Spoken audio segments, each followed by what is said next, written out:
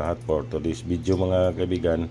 Magluto na naman tayo. Magluto tayo mga kaibigan magluto tayo ng miswa na may kasamang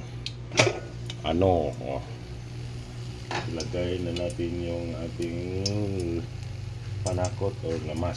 So ito siya mga kaibigan, Bombay, ahos. Ahos, kaunti lang yung mantika ginagamit natin mga kaibigan. Kaunti lang. At ito punuan isa sa sibuyas dahonan. Ang lawas na mamaya na. Okay, pasul right. Okay na siya mga kaibigan. Nandiyan ang mga panakot. Kaunti lang yung mantika nilagay ko. Alas walang mantika na.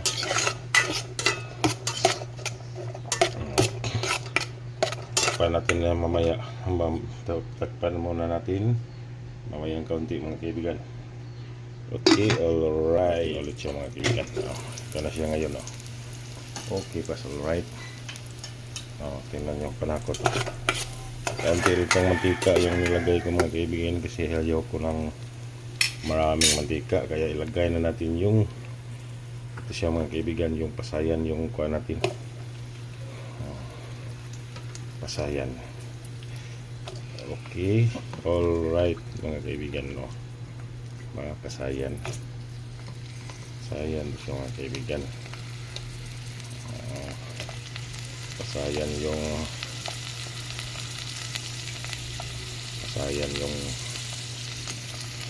subak, pasayan o hipon sa Tagalog, o kung ano pang tawag sa inyo dyan, okay lang kayo. Ito na siya ngayon.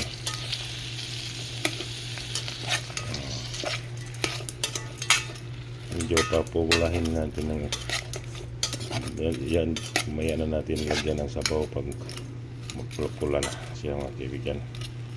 Kaya hintayin lang na ito, kumaya ulit. Okay, alright. Lagyan natin siya ulit mga kaibigan. Medyo magpula-pula na siya mga kaibigan, kaya lagyan na natin siya ng sabaw. Sabaw mga kaibigan. Lagyan na natin siya ng sabaw.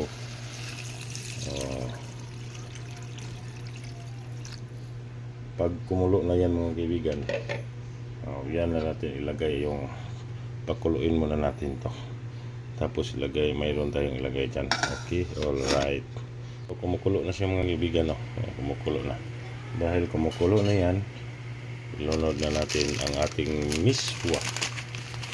For today's recipe lang mga kaibigan, miswa na may hipon, ilagyan ng hipon. Miswa ito mga kaibigan. Apat na piraso lang mga kaibigan ilagay natin kasi mga malalaki man ito. Apat na piraso lang ilagay natin yung lulutuin natin ngayon. Apat na plastic.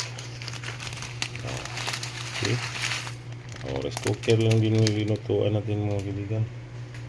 Rice cooker lang ulit kasi tingnan nyo, rice cooker lang yung nilutuan natin ulit, kaya hindi siya masyado kumukulo yung sabaw niya mga kaibigan. Kasi alam niyo naman ang rice cooker is mahina lang, mahina yung kumukulo ng tubig, yung sabaw. Mamaya ulit mga kaibigan, mamaya ulit. Okay, yung mga kaibigan kumukulo, kuha na talaga. Kaya lagyan na natin siya ng asin at saka itong bitsin. Bitsin. Ajinomoto, bitsin siya na. Okay, pasul right mga kaibigan. Tapos ilagay natin yung sibuyas dahonan. Sibuyas dahonan. At siguro sa sunod malapit na talaga ito mga kaibigan. Kaunti na lang yung kulang, kaya sobra ng yummy nito mga kaibigan. Oh, yummy. Oh. Oh, okay. Okay, pas alright.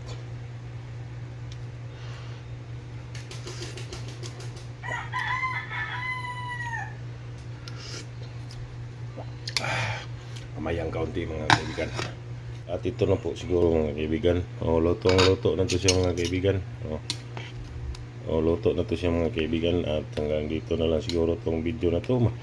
Maraming salamat mga kaibigan sa patuloy niyong pagsuporta sa atin. At please po sa ating lahat mga kaibigan. Okay, alright. Hanggang dito na lang. Bye-bye. See you next vlog. Bye.